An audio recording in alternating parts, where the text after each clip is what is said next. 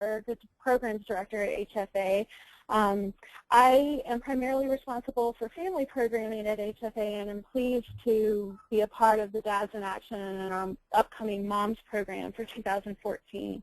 Thank you guys so much for joining us tonight. I know it's a tough time of year in between the holidays, but we really are looking forward to this webinar tonight. Before we get started, just want to offer a few webinar points and helpful tips. Tonight's webinar will last approximately 1 hour. We welcome your participation and questions. Your audio will be muted by the system for the duration of the webinar, as this will help us eliminate background noise that can disrupt the presentation. If you have a question, we encourage you to use the question box on the bottom right of your control panel. I will then pass these questions along to our speakers. The title of tonight's webinar is Honoring World AIDS Day. AIDS has certainly been around longer than 25 years, but we've been celebrating World AIDS Day for 25 years this year. So very important and timely webinar tonight. Try to advance the slide here and start our recording. And our panelists tonight, we are so pleased to have. They are truly people that I, as a mom with a child with hemophilia, really look up to these three guys. So very, very pleased that they're our panelists tonight. Phil Kukap was destined from an early age to be a leader. He was a camper at Camp Bold Eagle in Michigan, and staff there noticed Phil's potential and asked him to serve on the board of the Hemophilia Foundation of Michigan, even though he was just a teenager at the time. Phil eventually moved on to other opportunities, including a position on the National Hemophilia Foundation Board and chair of the NHF Chapter Relations Committee. Today, Phil is a member of the World Federation of Hemophilia USA Board and is also currently a third-year medical student at Wayne State University School of Medicine in Detroit. As part of his studies, he attended a lecture on World AIDS Day in 2010. He was surprised that some students were unaware of how the HIV/AIDS crisis had impacted the hemophilia community. In particular, he was disappointed that the stories of people with hemophilia were not well known. Never one to be complacent, Phil spearheaded World AIDS Day Detroit in 2011 to, quote, prompt people to consider what HIV/AIDS means in today's world and help remind them of our past, including the impact that Ryan White has had on this community. Timed with the 30th year of AIDS in the United States and what would have been Ryan White's 40th birthday, he was able to bring Ryan's mother, Jeannie Whitegender, on board to tell her son's story. Since then, Phil has coordinated World AIDS Day events in 2012 and 13 and continues to be an advocate in action. Barry Hard is a 48-year-old severe hemophiliac who lives and works in Houston, Texas. He participates in many local cycling events and has completed 2 cross-country bike rides across the United States in his Wheels for the World ride that raises funds for Save One Life. For many years, Barry hid his own HIV-positive status, but after surviving a grueling multi-year treatment to cure his hepatitis in his early 40s, Barry decided to make his disorder public. Since then, Barry has been a symbol of courage, determination, and endurance for people with hemophilia around the world. Barry is an outstanding example of his favorite motto attributed to musician Bob Marley, quote, you don't know how strong you are until being strong is the only choice you have. Greg McClure is an ordained minister and has been a member of the hemophilia community for over 35 years. He and his late wife, Diane, have 2 adult sons with severe hemophilia A, Marcus, who died in 2007, and Greg. For the past 20 years, he has worked as a railroad conductor and as an HTC social worker. Although retired, he still serves as a volunteer for the HFA Medical Advisory Board, the NHF Cultural Diversity Working Group, the Sharing is Caring Outreach Ministry, and the Marcus McClure Big Dreams Foundation. As I said, I'm so pleased to have these guys and as our panelists tonight, and with that, I'm going to turn it over to Phil, who is going to be leading us. If I can get the slides to advance, we'll be good to go. Okay, thanks, Sandra. And like you said, this is the 26th year, 25th anniversary of World AIDS Day, which took place December 1st. And many probably know, but we can think about World AIDS Day as an opportunity for people all around the world to unite in the fight against HIV. It's a time where we can show support for people that are affected, both infected and affected, and it also gives us a chance to commemorate the lives and stories of those that we've lost. And that was pretty similar to what I experienced when I started the World AIDS Day events here in Detroit. It's hard for some people that have lost loved ones to AIDS and HIV, but the ability I found to come together as a community and commemorate World AIDS Day in many cases was healing for people. It's hard to kind of rehash those memories, but it's also healing to come together and know that so many are supportive of the cause and people that have been affected. So that's sort of my take on the broad view of what we're trying to do with World AIDS Day. And tonight we're going to talk a little bit about specifically how the hemophilia community has been impacted by HIV and AIDS. And in order to do that, it'll help to go back before the 1980s when the hemophilia community was impacted. Take a look at what life and treatment was like then. Then we'll move into the 80s, which many are aware is a time that the community was really devastated by HIV.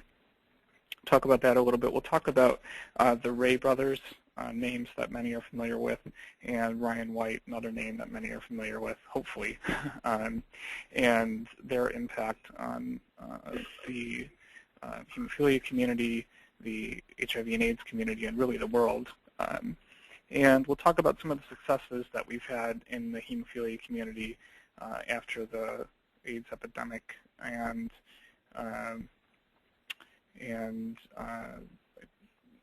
it's a good opportunity for us in the hemophilia community to come together and think about where we've been, and how this has affected us. So with that, I would like to get us started with Greg and with Barry to talk a little bit about some of the photos that you see on the screen in front of you.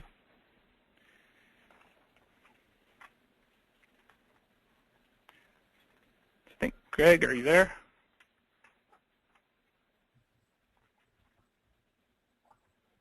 You still with us, Greg? Barry, let's go to you. Okay. Yeah, well, the slide you should have in front of you now includes what I think is a real good picture of what hemophilia looked like back in the 1950s. The bottom center slide is none other than my own brother, John, and that would have been in the late 50s, and he was, well, not even a teenager in that picture, and you can get a good visual of what hemophilia treatment was. The arm full of IVs and the cage that looks more like a prison cell. That's what the beds used to look like. And I think my favorite part of that picture is the fact that to some it might seem like a heartbreaking photo. I've had people respond to it that way, but my favorite part of it, and it really defined the way my brother responded to the many challenges that he faced, was the fact that there in that picture he's got a big old smile on his face, and that pretty much defined my brother. He like myself and my brother-in-law, who is pictured in the photo above, yes, my sister, who is a factor VIII carrier, married a factor IX hemophiliac, which is thus far the only time I've ever heard of that particular combination happening. But as I said, both my brother and my brother-in-law and myself were diagnosed in the mid-'80s with HIV. We also were exposed to hepatitis C, often known as the other virus, that we really didn't think about as carefully for quite a few years because we really had to focus on HIV. But as many people that are on this webinar are probably already aware, and some of you may not be, in the early 1980s, nearly 10,000 Americans with hemophilia contracted HIV from blood and blood derivatives that were available at that time. And Phil, as you said, in keeping with observing World AIDS Day, 25th anniversary, we've seen a lot of changes. I can well remember receiving my HIV diagnosis in the mail. There were no counselors. There was nothing. I didn't get a phone call. I didn't get much of anything. That's kind of the way it was done at first, because we really didn't have a coherent response developed to AIDS yet. But I can still remember getting that letter in the mail that said I was reactive to HIV, which was then called HTLV3, and we really didn't know how to respond. Just a lot of uncertainty in that era. We didn't entirely know what it meant, but we had a good sense that it didn't mean anything good. And as we get ahead to our timeline, it was in the late 82, 83 that we really began to become more aware that hemophiliacs were contracting with mysterious disease, and we got pretty scared at that time. And I would say 85, 86, 87, it was becoming more and more clear that HIV/AIDS was going to be, to most people, a death sentence. There were no medications at the time. Very little research, very little hope to go on. But some of us were lucky. I've been lucky to live all these years. I lost my brother-in-law, Pat, in 1990 to AIDS, which was the same year that Ryan White passed away. And I lost my brother in 2007, not to HIV, but rather to hepatitis C, which causes liver failure. So, yeah, it's been a long 20 years. I want to see if we get a little bit more from you on something you said.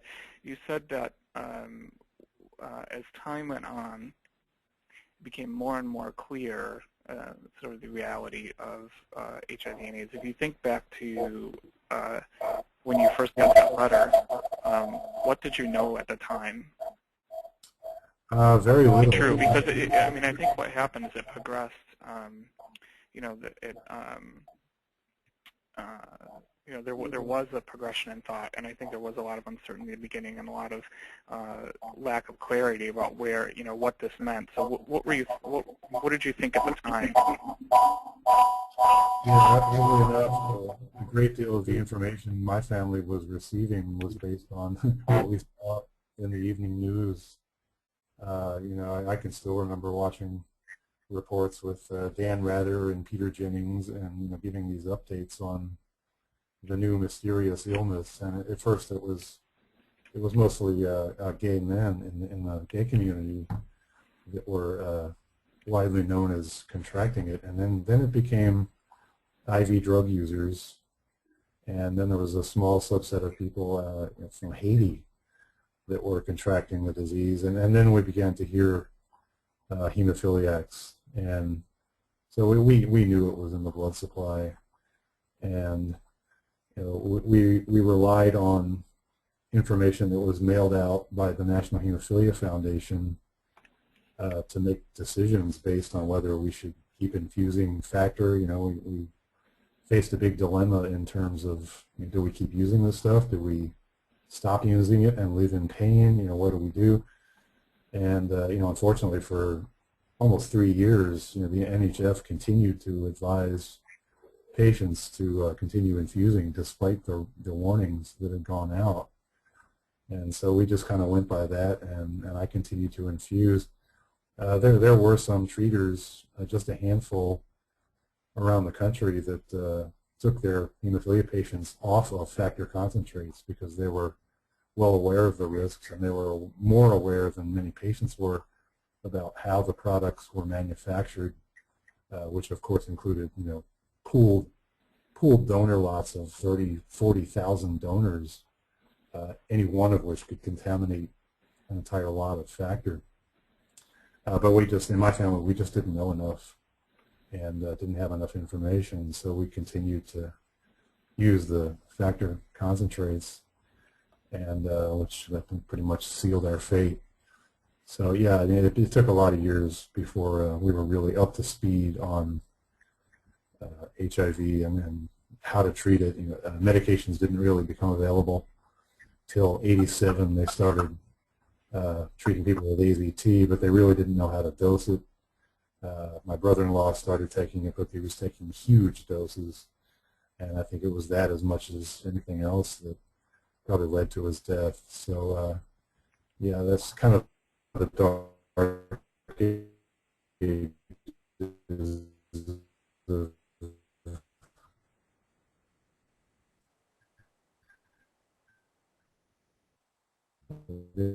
HIV treatment, and we just said what we call them. My older graduated from high school in '93.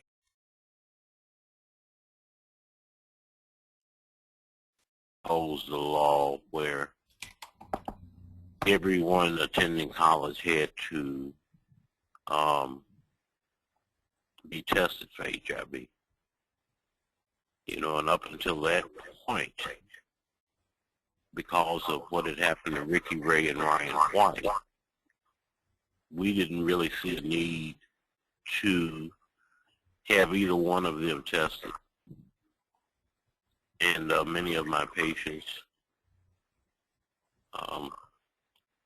that I had in, you know, following years, because it was tied into the gay community, had refused or, you know, were reluctant to be tested.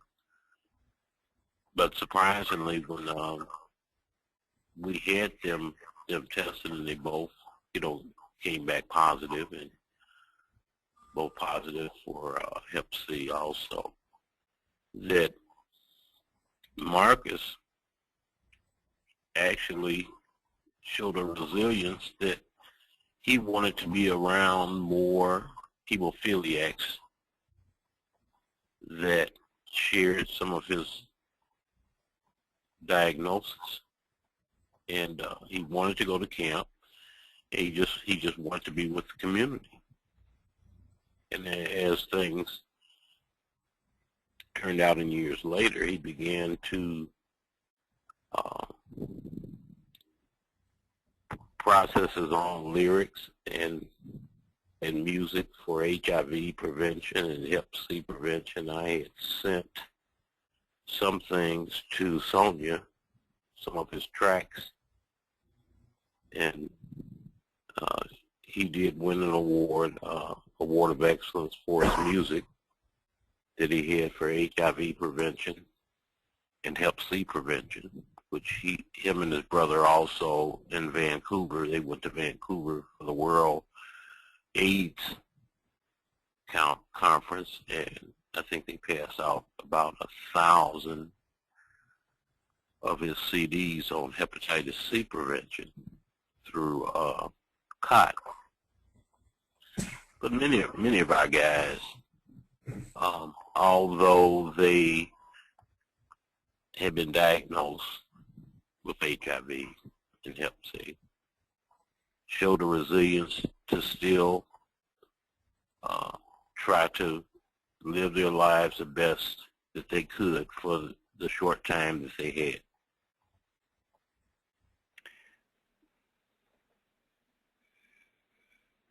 Yep. Thank you, Greg. And I think that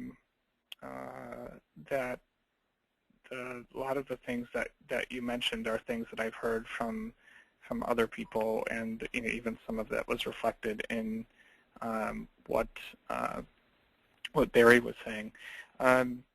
So let's, can we get the next slide?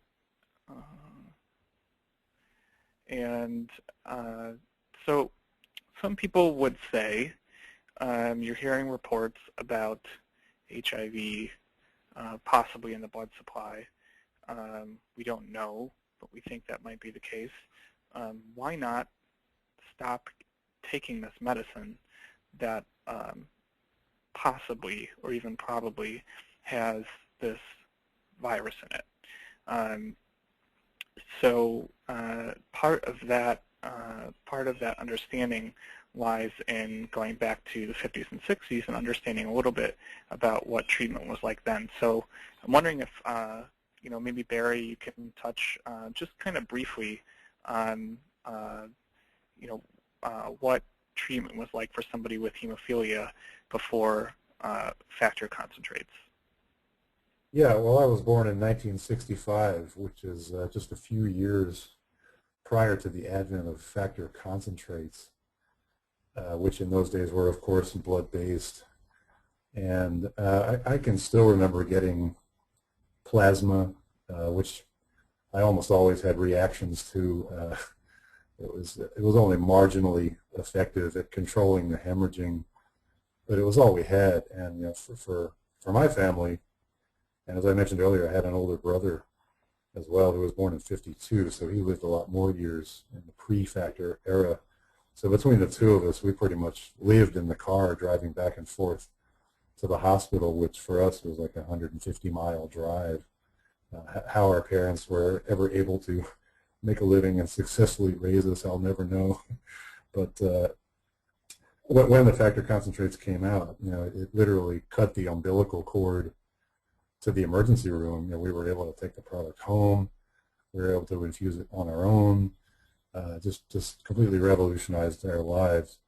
So there was a certain sense of denial and resistance to the very idea that this miracle drug could be the very thing that might end up killing us. When HIV hit the blood supply and we began hearing things about it, we just didn't want to believe it. And I don't think anyone wanted to believe it.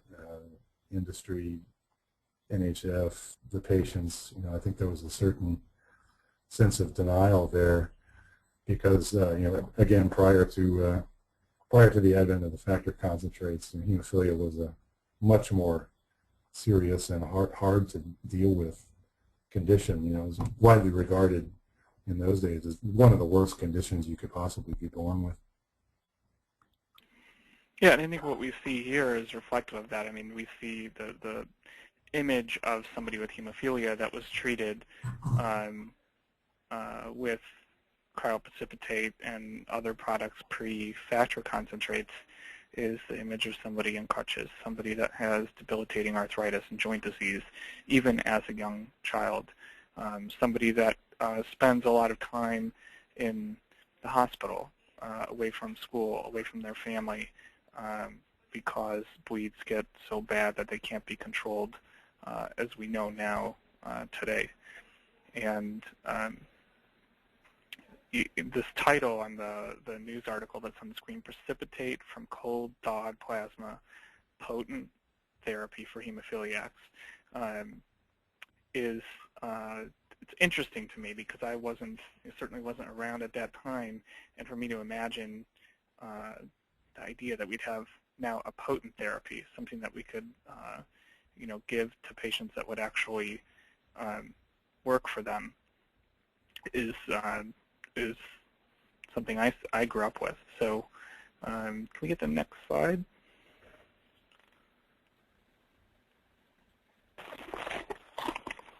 Yeah, Phil, it's kind of ironic that I had maybe 8 to 10 guys who, when this new factor and stuff came out, which they thought was, a miracle, that the guys that was on cryoprecipitate, the county, had initially refused to purchase this factor. But none of those guys contacted HIV.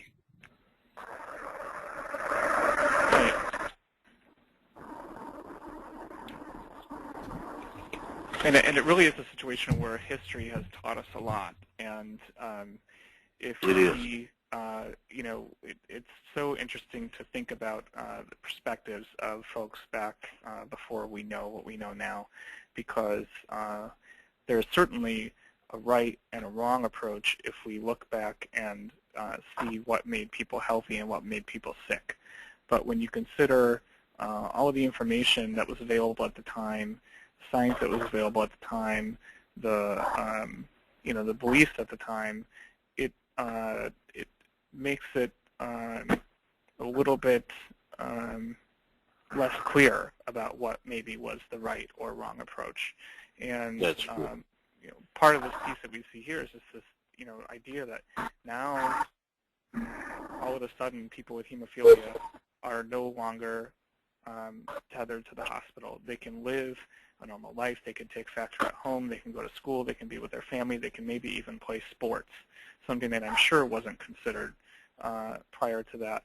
And to give all of that up because of something that might be in the medication that they're taking is certainly something that was on the minds of many, not everybody, but many people, and it came with a cost. So, get the next slide.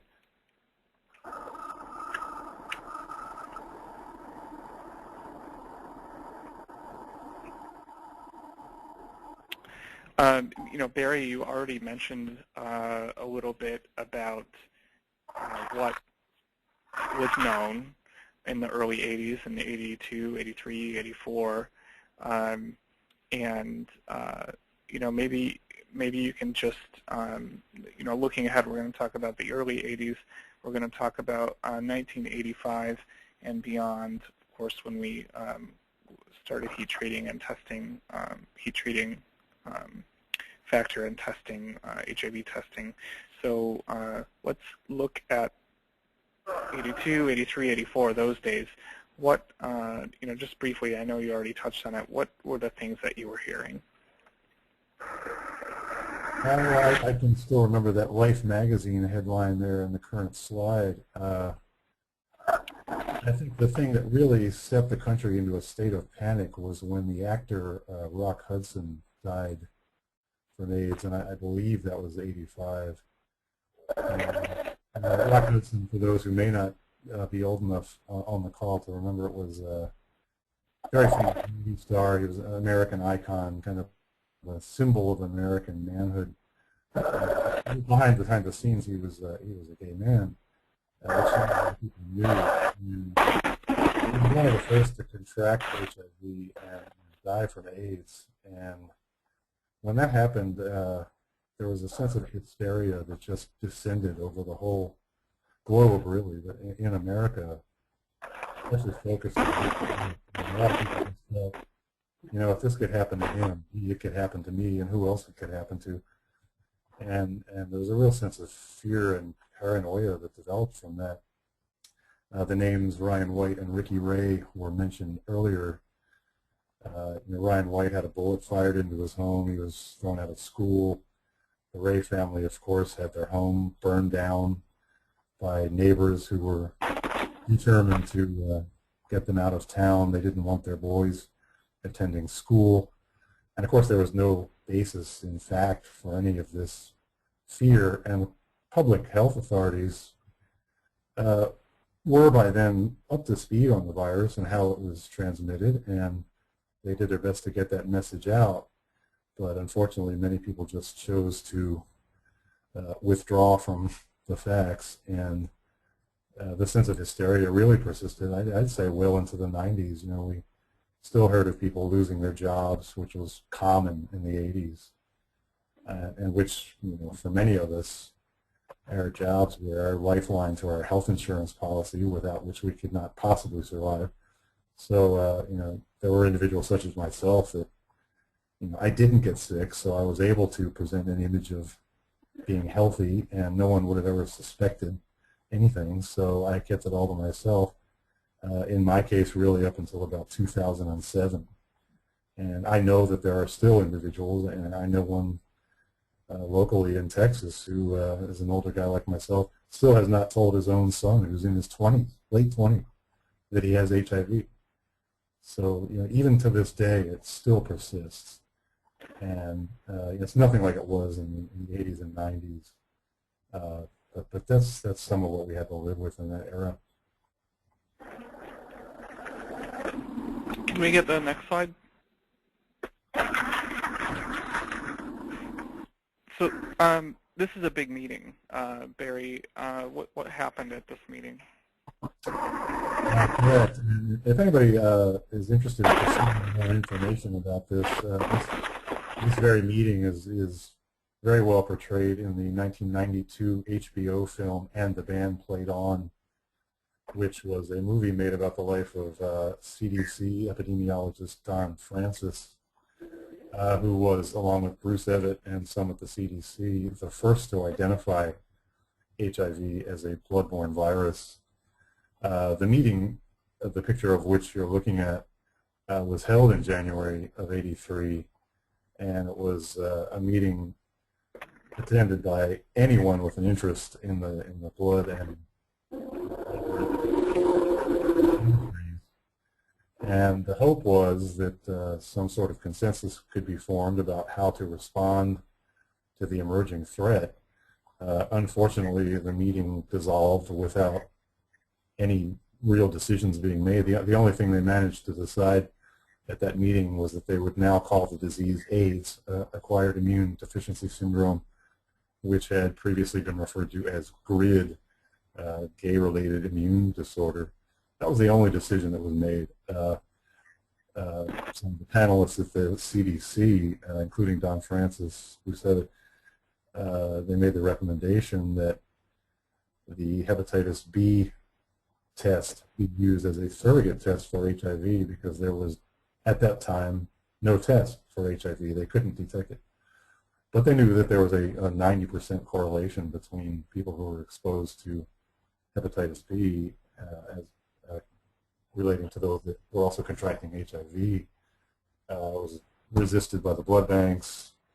There were other possible methodologies suggested at that meeting by which they could conduct this crisis.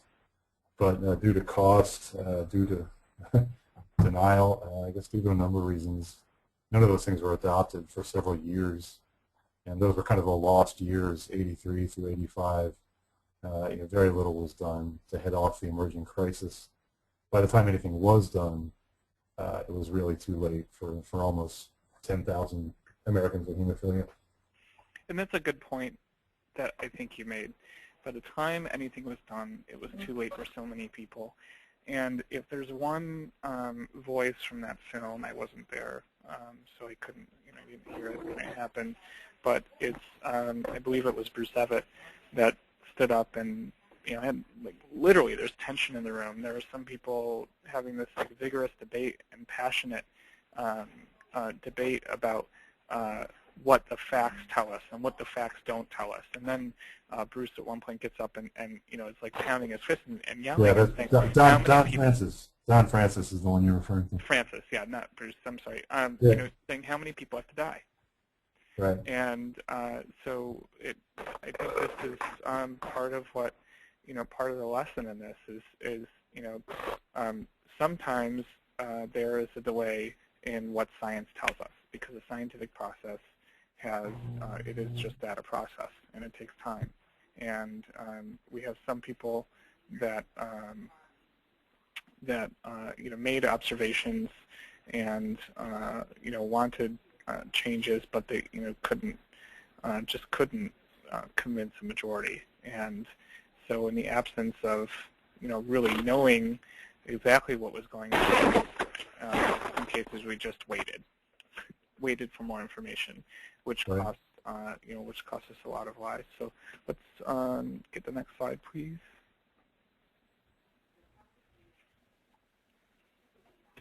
And just as it says here, even though we were able to heat treat the factor, and most on the call probably know about the film Bad Blood. If you don't, you can Google it, Netflix, whatever, Bad Blood with Marilyn Ness, and it can get educate you a lot more about what this slide is talking about. But by the time we heat treated the factor, more than half of the people with hemophilia have been infected with HIV and or hepatitis. We go on to the next slide, please.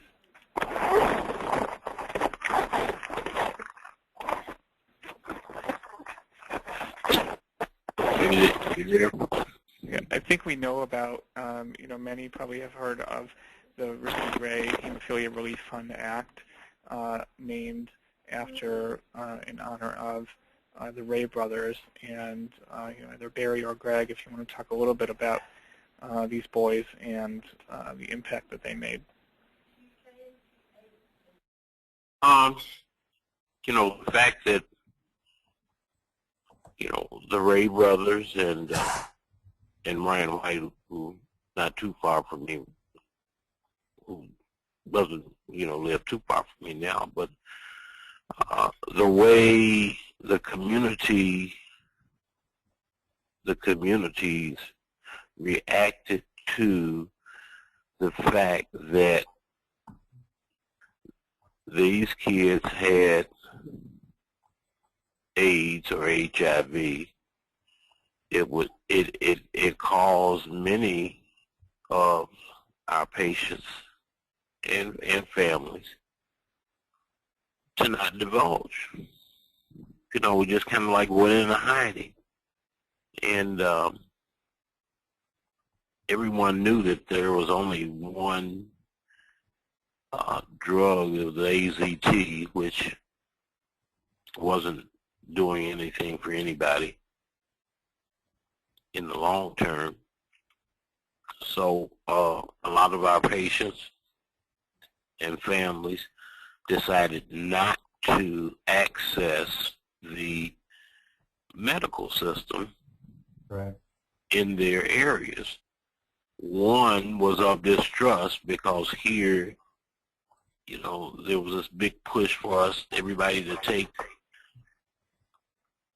all of these products, and here these products turned out to be, because of purely economic decisions by the fractionators, they just continue to send this factor out, and they would put a little 3-line note in each package. But no one really stepped up to the plate. There was no one nationally. There was no one locally. Most of the local organizations were mum about it. And it was just like we were cast out, out into the wilderness someplace. But they cast out into the wilderness, Greg, and discriminated against, and maybe even, I can't think of another word other than maybe tortured. I don't know what else you would call firebombing someone's house, kicking people out of school, but the way that people were treated because of something that they contracted through no fault of their own. Through no fault of their own. That's really just a bruise on humanity, if you ask me. It was. And can we get that next slide, Sanji? What's interesting about both the Ray brothers and Ryan White is captured in something that Ryan said a lot. One of the things, really his message to the world was, we need to treat people that are different from us. He didn't always just talk about people with HIV. He said we need to treat people in the world that are different from us with compassion, and we need to educate ourselves. And I think other people probably could have said that, and it would have made an impact, but the fact that it came from a child made an even greater impact.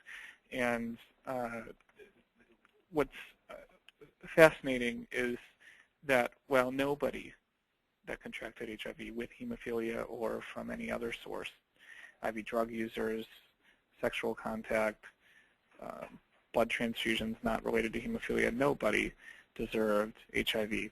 But when a child like Ryan was able to be a spokesperson and an example of somebody that was affected by HIV that was clearly still innocent, not that the others were not innocent, but he was just innocent in the eyes of the American public and the world.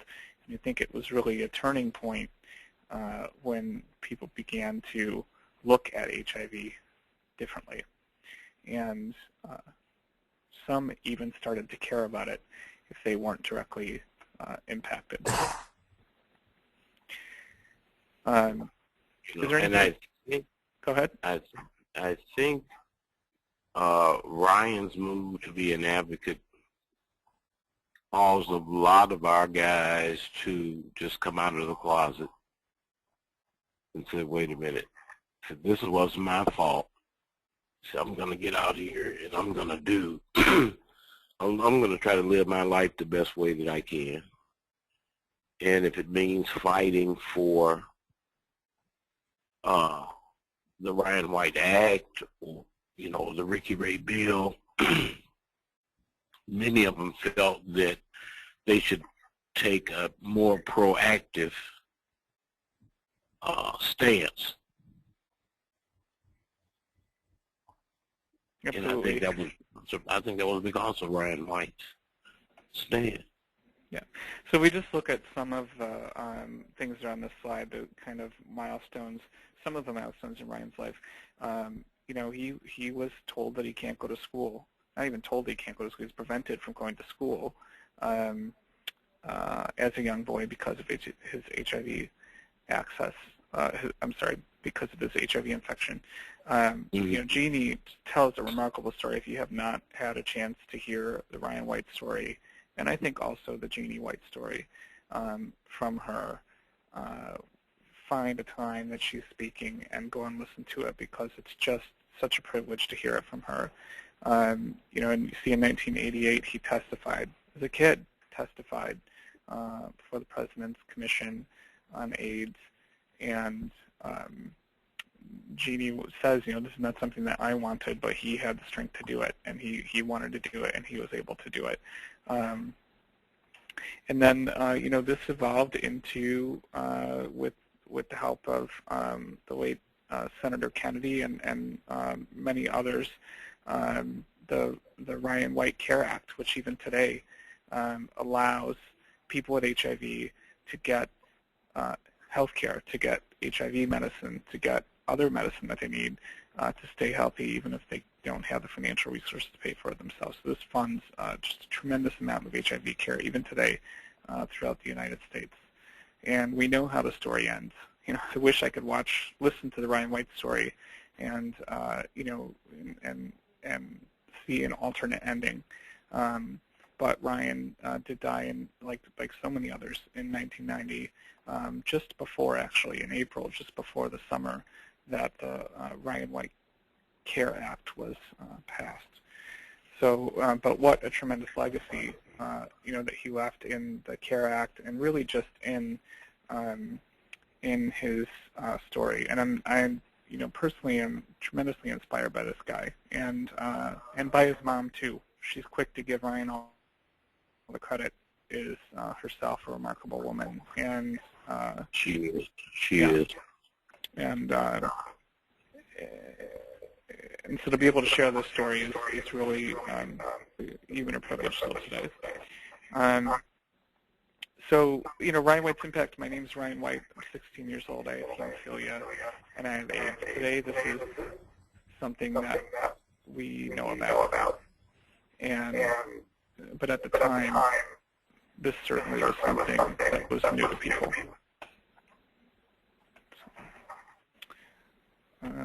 Barry, do you want to talk a little bit about what happened in the 90s? We're coming to the end of our time here, so I think we can talk a little bit about you know, how all of this tragedy and how all of this this devastation impacted the community in a way that that compelled it to do what probably many thought was not possible through the 90s. I think it's always true that crisis always leads people to come together and mobilize against it. One of the things that happened and again, going back to Ryan, I think it can be argued that Ryan White was really the first nationally, even globally known personality for whom people really felt a sense of compassion. You know, prior to Ryan, AIDS was known as it was a gay disease. It was a disease that IV drug users got. You know, people just didn't have much sympathy, unfortunately. But Ryan was someone for whom people began over a period of time. Didn't happen right away, but over a period of time, the American public began to feel a strong sense of empathy and compassion for.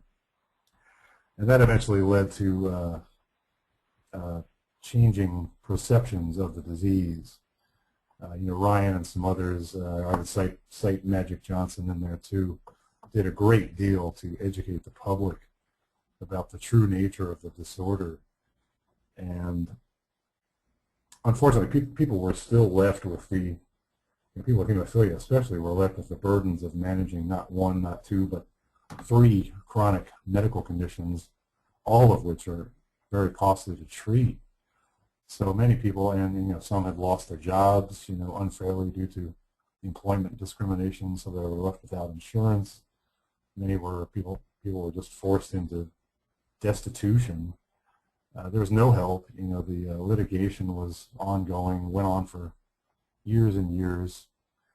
So eventually, you know, the community rallied around some of our leading activists at the time, and you know, legislation was drafted in Washington to provide some financial relief to those affected by all this. And you know, there were many voices of discouragement. You know, people said we would never get it. We would never get a resolution to the litigation. We would never get a bill passed.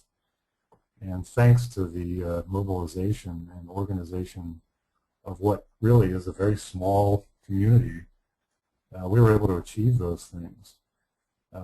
Was it enough money? No, could never be. But at least it was something. You know, there were those who were close to death and were just desperate to get anything that they could. But it does stand as a testament to what a small number of people can do. And in those days, it was especially difficult. There was no internet. I still remember the first board, the Michael Davon web-based board that people could communicate via computer, and that was really only in the mid-90s. So, you know, people were relying on newsletters and mail. And I shudder to think what we might have achieved had we had all this technology back then. It would have been a great thing for us. But still in all, you know, through it all, by the late 90s, some resolution was achieved in terms of resolving the lawsuits against the manufacturers and getting some federal legislation passed to get us at least some relief. So if you had to tell somebody, Barry, what the hemophilia community achieved in the 90s with the Ricky Ray Hemophilia Relief Fund Act, with its banding together as a community, its community voice, really supportive of you know, people with hemophilia and not working for nonprofits or pharmas or home cares or anyone else. These were people that had hemophilia that were affected, that came together. How would you tell somebody what happened in the 90s? I would describe it as a classic David and Goliath story. And you know who we were, and you know who they were. But again, it does stand as a testament to what, you know, even a small group of vocal people, if they're sufficiently determined, can achieve. I think one thing, and this will lead into a later slide, one thing that is still left undone in my mind is that to this day, you know, there exists no national memorial in the United States to memorialize the sacrifices of this community. And it could very well be argued that the entire reason that we have a safe blood supply today, or nearly as safe as it can be, is because of all the thousands of hemophilia lives that were lost, all the thousands of lives that were lost to transfusion-associated AIDS, and yet there is nowhere in America that you can go and see a list of names or really any substantial national memorial. As we know, for example, the victims of 9/11, there's already a museum under construction. There are already memorials to those who died in the airplanes. It's not at all unusual to find memorials to shipwreck victims, storm victims, Tuskegee Airmen, any group of people that were not well served by the systems that are supposed to protect us in society. And the reason we have these memorials, another thing that comes to mind is the Jewish Holocaust. The reason we have these memorials in the first place is that we hope and pray that these things are never repeated. And again, sadly, in our country, this has not yet been done. One of the things that the Committee of 10,000 wants to do is, and you're seeing a picture of it in front of you now, is to establish some kind of memorial that preserves this for history. And unfortunately, I hear often in the community the same voices of discouragement. The people that 20 years ago said, we'll never get a settlement, we'll never get Ricky Ray passed, it'll never happen. But we did. And unfortunately, I hear those same voices of discouragement saying the same things about a hemophilia memorial. And I do want people to know that there is an effort underway. And I would just encourage those that are on the call, make phone calls to your organizations. I know that HFA wants to support this.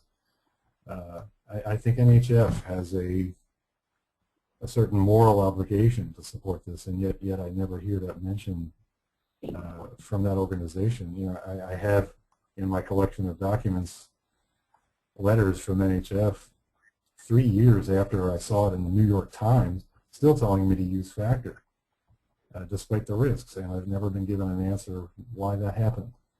And I think that organization also should join in this effort. I would suggest to anybody that's on this webinar, contact these organizations, write some letters. This is exactly what we did to achieve successes of the past, and I think it's what we need to do to achieve this. It really requires yet another grassroots organization, a coming together of advocates to pull this off, and I just don't want to listen to those voices of discouragement saying that we can't do this, because I know that we can. We've done it in the past. If we want to do it, we can do it. I agree.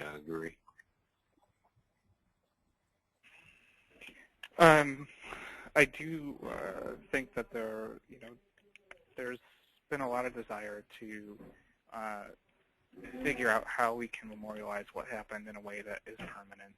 And looks like what COD is doing is certainly an attempt at doing something that's longer lasting than some of the things that have been done.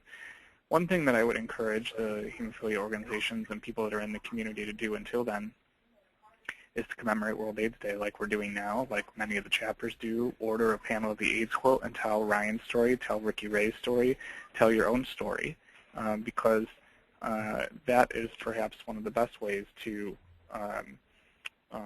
really remember where we've been and memorialize those that have really made an impact on us that aren't here anymore to tell their stories. So we're running out of time quickly here, but a couple things I'd like to get to. It looks like we have a question or two that we may be able to get to, Barry, maybe you can touch on what, actually let's save that. So I'm going to take a personal liberty here to just talk for a minute about what I think is going on with HIV today that we don't know. And surprisingly, I think some people even in the hemophilia community don't know, because a lot of, not a lot, some in the hemophilia community, their memory of HIV or their learning about HIV sort of stopped or slowed down when they lost people that they loved, and many have not really been involved in the HIV community per se for a long time. And there have been a lot of changes. There are a lot of challenges that we have. One of the things that I like to tell people that even medical students don't always know, although hopefully they're getting the picture, is that with treatment, people can live a really long time with HIV, actually 85% of a normal life expectancy.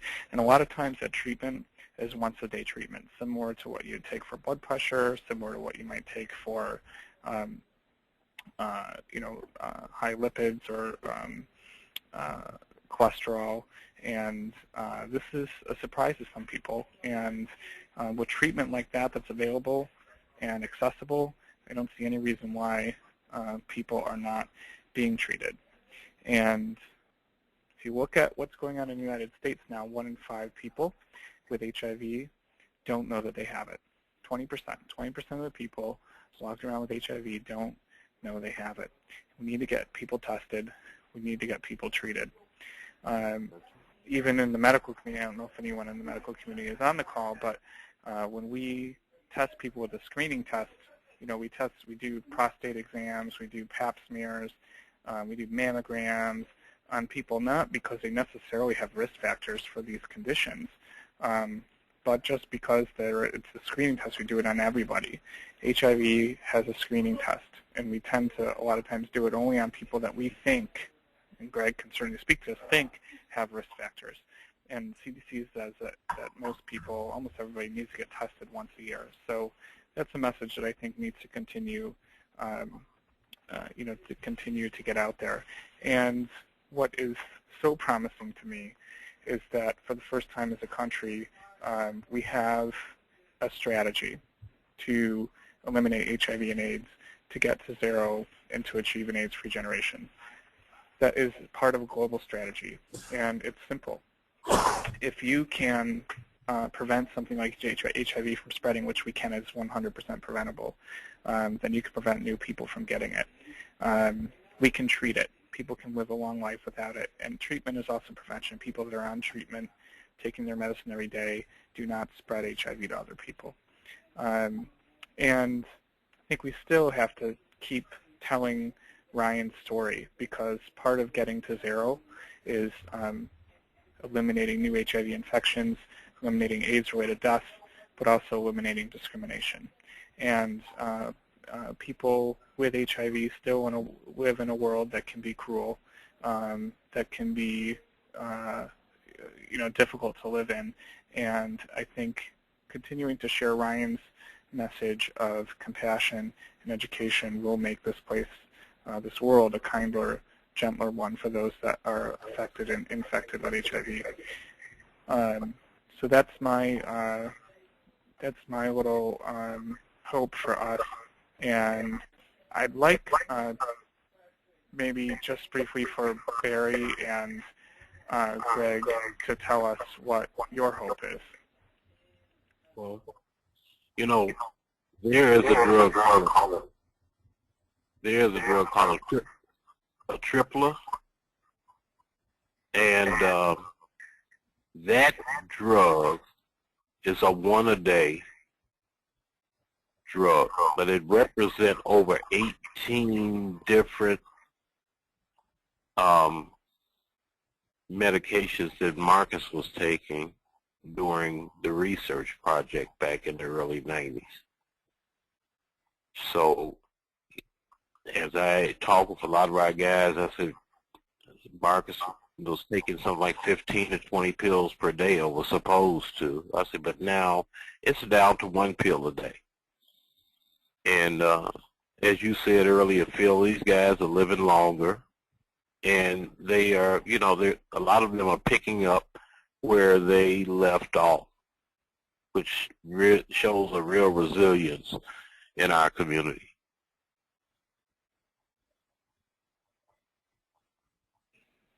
Absolutely.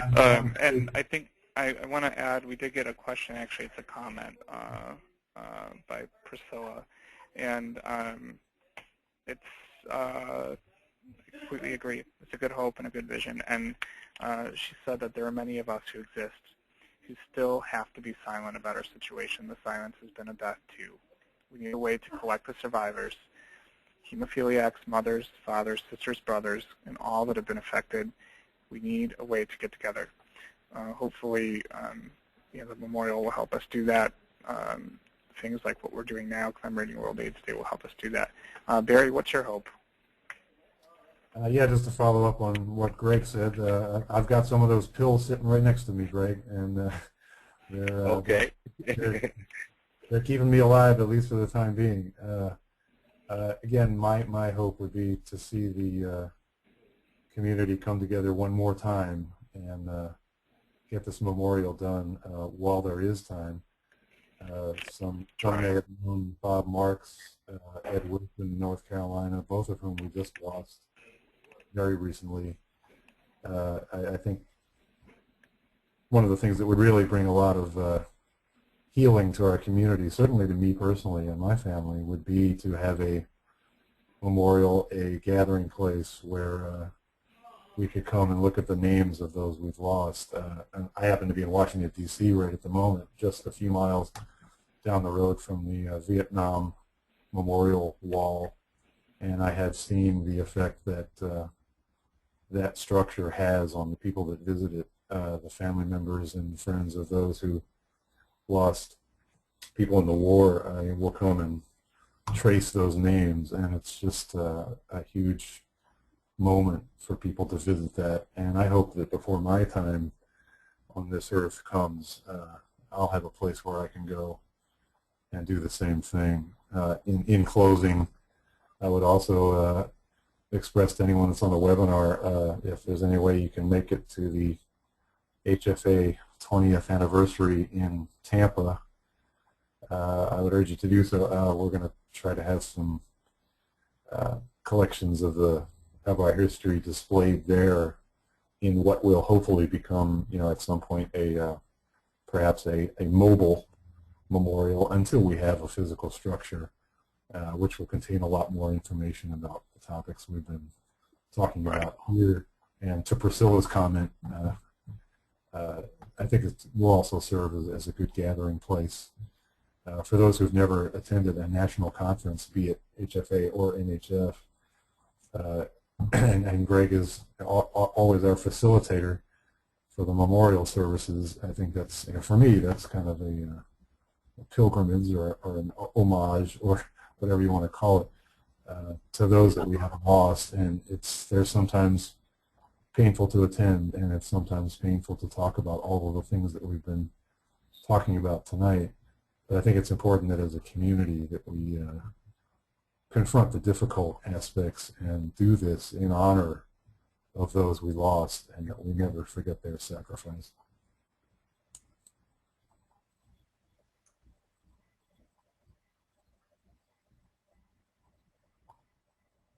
Here. Phil still with us? You still there, Phil? Yep, just checking if Sanji's here. I think she has a comment that someone sent. Oh, okay. Sanji, are you there?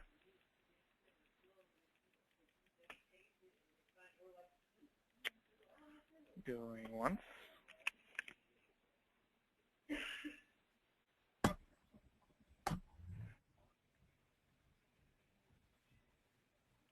Okay, I think we lost Sanji's audio, so I don't think we're going to get her back before we close out. But, I mean, as I was saying in the beginning,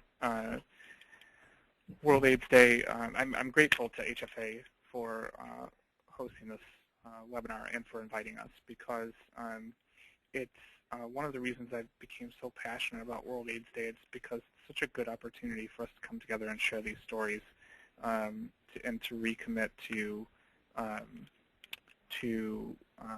really fighting HIV and AIDS and getting to an AIDS-free generation.